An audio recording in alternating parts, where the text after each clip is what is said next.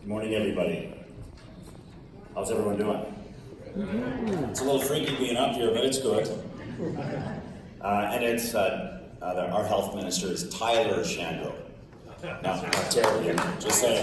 Hey, listen, try having Stacey as a handle, okay? You go with that your whole life. See how that is. Good morning, ladies and gentlemen. Like Giuseppe said, my name is Stacey Petersen, and I am the Executive Director of Fresh Start Recovery Centre in Calgary. This is an absolute honor to be here. It was an honor to be asked. I think it's incredibly important to get up here and be authentic with you. And I don't have a PowerPoint presentation. I was going to mess with the audio guy and say, hey, where's my PowerPoint? Just have him searching for it. But I've been at Fresh Start Recovery Centre 15 years. I've worked in the field almost 30. I sit on CRISM. I've done the National Recovery Advisory Committee, National Thought Leaders Roundtable on Addiction, the Opioid Symposium. That was fun.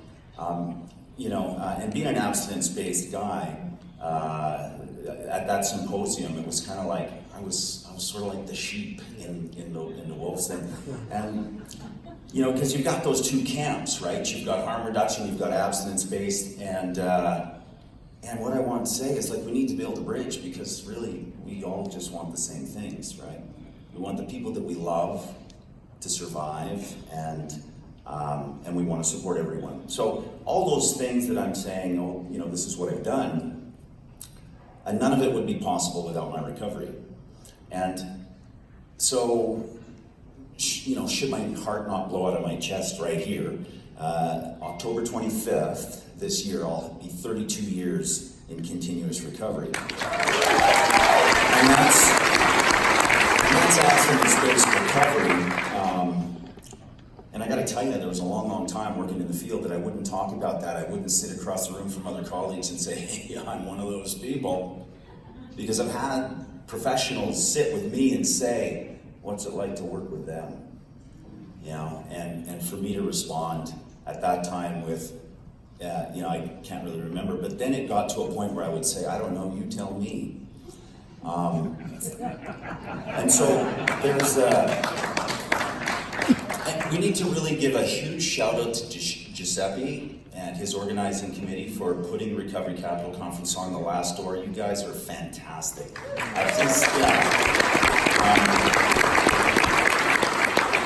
This is, I don't know if you know, but this is huge. I mean, to me, I think it's kind of akin to the Unite to Face Addiction Conference that was in Washington in 2015, and there was 6 of us that went down, and I tell you, I stood there, was 100,000 people on Washington Mall, and the tears streamed down my face, because I thought to myself, we're finally kind of getting somewhere. And subsequent to that, there was over $1 billion released to the recovery movement in the US. Linda, hey, thanks for showing the trailer. That was awesome. I gotta tell you, so I have 6 kids, okay? And I'm incredibly happy to really be anywhere, but I'm happy to be here. I didn't have to drive anyone to school this morning, and it was awesome. And my daughter was like, good luck, Dad. And so that was great. But when you showed the trailer, I'm like, no, please don't. Because my feelings don't respect my need to look good. And I'm getting long in the tooth in age, right? Contrary to popular belief, I didn't sober up when I was 5. And the longer I'm around, the more I feel, and I start to get leaky. So Fresh Start Recovery Centre, for those of you who don't know who we are, any of the Fresh Start crew here, I do know we've got some. Let's hear you, come on. So we're a charitable social profit organization in Calgary. We've been operating for 28 years, offering treatment, and you should be calling yours a social profit organization too. Because we offer a lot of social profit to the community. So we've been selected several years as a national leader in treatment, Canadian 5-star charity, and employer of choice. We've had Calgary Awards, Wyana Awards, blah, blah, blah. I mean, and what does that mean? It means that our recovery capital is our people. It's our staff. It's you. It's our community partners. So, and it's our donors, it's our volunteers. 96% of our operational funding comes from individuals, foundations, and corporations, and we've stood on the shoulders of giants. So last year, many of you were involved in the Life and Recovery Survey, and we had great uptake. How many were involved in that survey? There was 800 Canadians involved. A lot of them aren't here right now. At any rate, there were some great results from that survey, and it talked about how educated people in recovery are, and it talked about, there were some other results too that came out, sadly, but not surprisingly. It said 77% of the people did not ask for help because of what? Because they were afraid of being judged. They were afraid of being judged. You know, I go back to the thing around our stigma. Addiction is a chronic brain disorder. It's not a moral failing. And I know that I'm singing to the choir. I absolutely know that.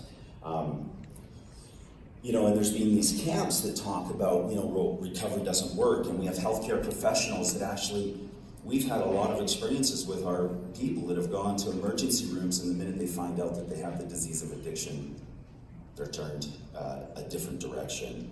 And I don't, you know, and so, you know, what I think is, if you've lost the juice in the field, I'm not going to say get out, I'm going to say step back, because that vicarious trauma is real. And watching these people go through what they go through over and over again is incredibly hard on you, unless you don't have a pulse. Now, this Recovery Capital Conference, what is Recovery Capital? And I like what was said this morning. Quite simply, it's all the things that help build resiliency in long-term recovery. And I think the Alberta Family Wellness Initiative has nailed that quite well. So all of the crew are required to have brain story certification. AlbertaFamilyWellness.org. By all means, go there, have a look, get your brain story certification. And I don't work on commission. I don't get an endorsement for that, but I just think it will make us a more empathetic and compassionate community across the board. And I know beyond a shadow of a doubt, some things are true whether you believe it or not. You are the most powerful form of recovery capital there is. You're here, you're sharing your stories, you're talking about the stuff you're doing, working in the field, you're reaching out. You bring hope to thousands, you comfort, and you, by all means, console. You're making a difference, and never underestimate your ability to affect change in someone else. Don't ever underestimate that.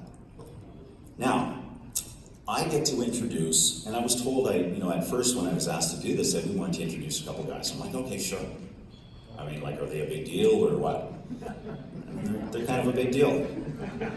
So, I got to introduce some guys here that completely understand what recovery capital is. Just 7 days after this government was elected, our Associate Minister of Mental Health and Addiction, along with his Chief of Staff, Marshall Smith, the Honourable Jason Kenney and Marshall Smith, were touring the province in treatment facilities, speaking with treatment providers along the recovery continuum to find out what we needed to make this province have greater impact on recovery. I also want to recognize that we have our Honourable Tyler Shandro with us, and our Minister of Health. Now, fun fact. Yeah, go ahead. Absolutely. Fun fact.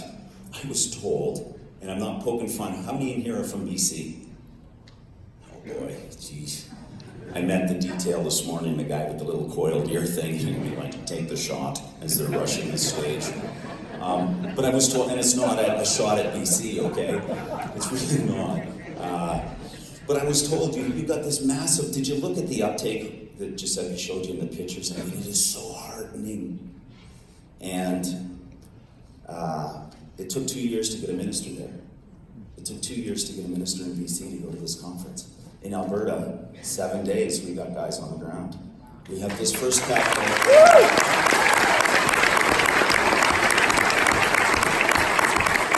We have the first Recovery Capital Conference. Thank you, Giuseppe. Thank you, Last Door. Thanks to all your crew for bringing it here and taking it nationally. First one here, we not only have our Minister of Mental Health and Addiction, we have our Health Minister. And being a fourth-generation Albertan, or third generation, and my kids are fourth generation, being in long-term recovery and having every single limb of my family tree affected by addiction. It is heartening to see the work that's being done by our government. So, it is absolutely my honor to introduce to you an individual that you might recognize. He knows that recovery is real, it is attainable, and it is sustainable. Ladies and gentlemen, and I knew his father, by the way, huge advocate for recovery, super great guy. Ladies and gentlemen, please help me welcome to the stage the Honorable Premier of Alberta, Jason Kenney.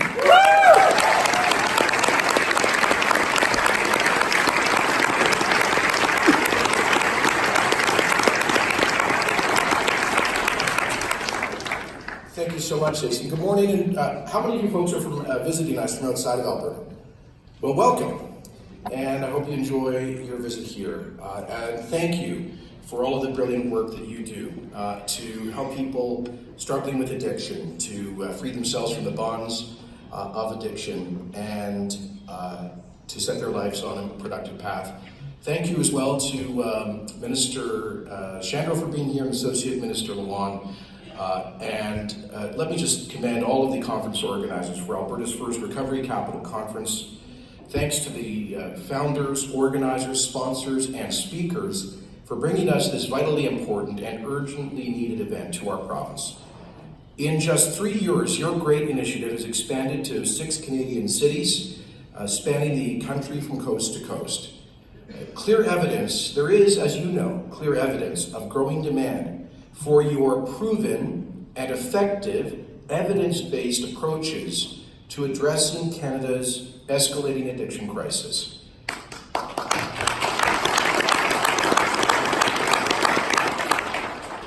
And I'm delighted to be here to highlight our government's, the government of Alberta's unequivocal commitment to help Albertans suffering from addiction to find a path to recovery. Because we want those struggling to know that we care, that help is coming, and that hope is on the way for more and better access to treatment and recovery. Now, many people in this room, and countless thousands beyond it, are living proof that addictions can be overcome.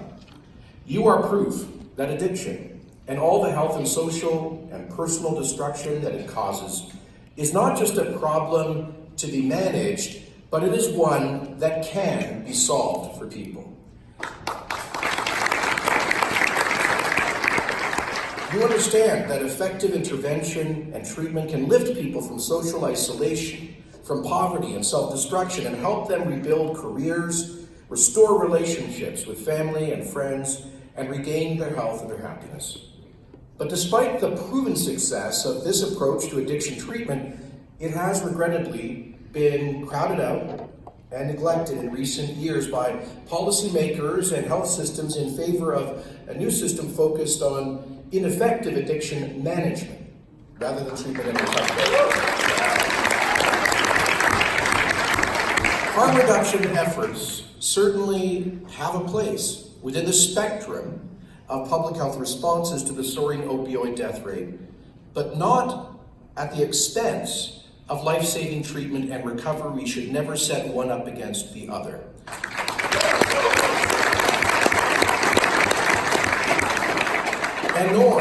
And nor should harm reduction efforts be blindly at the expense of public safety in our streets and communities and broader social impacts. We need to consider all of the social impacts on everybody affected by addiction. As we have increasingly seen, attempts to manage addictions can sometimes create a series of other social problems to which we should not be willfully blind. If we want evidence-based policy, we should not be cherry-picking data. We should look at all of the evidence, including the impact on the broader community. And that is why our government is committed to an expanded and balanced approach to fighting addiction here in Alberta. That is why we have created the position of an Associate Minister for Mental Health and Addiction, and I want to thank Jason Lawan for his great work.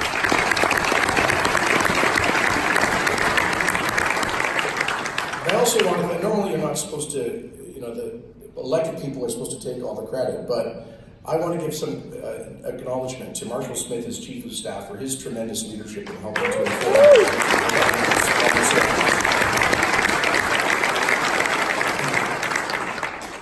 And this is also why we committed during Alberta's recent election campaign to invest $100 million over 4 years in this fight, plus an additional $40 million specifically to combat the opioid crisis. Now, go ahead. The Albertans here will perhaps follow the recent McKinnon report, so you will understand that this was one of the only, this in fact was by far the largest additional spending commitment in our platform, one of the few additional spending commitments at all in a context of real fiscal challenges in this province. We're running the largest per capita deficit in the country. We're headed to $100 billion in debt. We have to make some tough choices to preserve quality public services in the future. So we made this commitment in that context where we're going to be asking a lot of departments and programs to find efficiencies. This is the only area where we are making significant additional investments. Why? Because we must do everything within our means to combat the terrible and deadly scourge of addiction and opioids in Alberta society.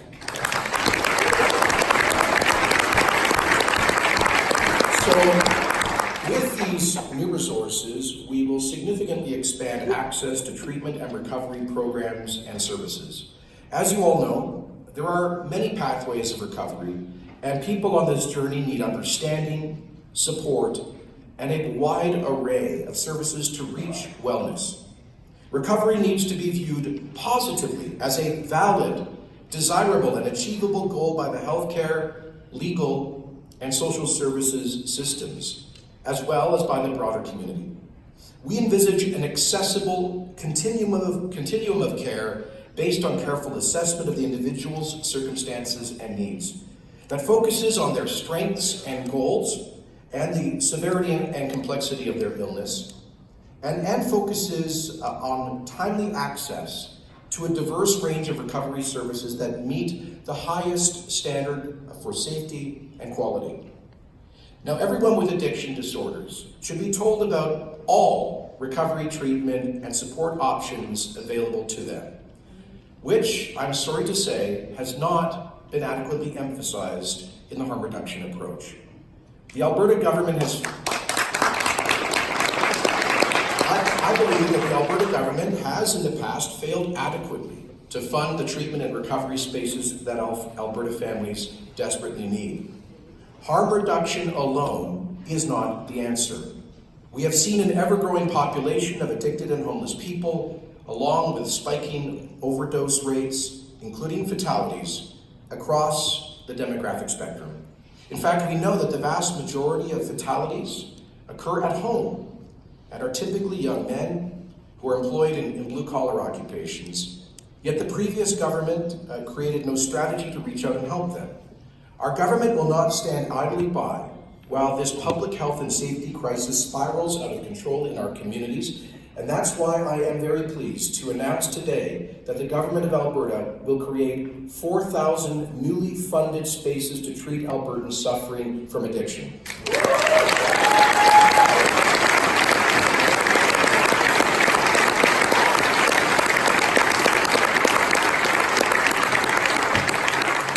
These additionally funded places will support existing and unfunded and new treatment and recovery beds, outpatient services, and medically supported detox beds provided by the nonprofit agencies that provide treatment and recovery supports.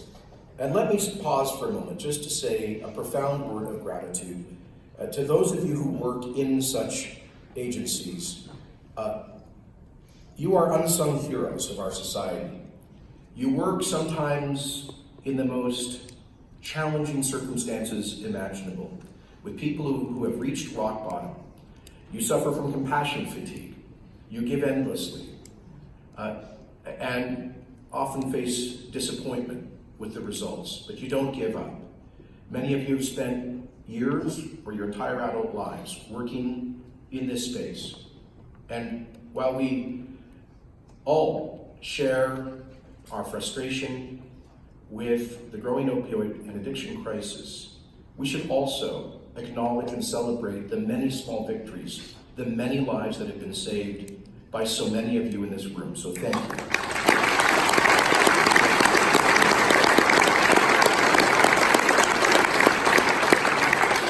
Because of so many of these agencies, the beds are already in place in some cases, but are unused or underutilized because of a lack of funding. This new investment that I'm announcing today will fund those spaces and create new ones over the next 4 years.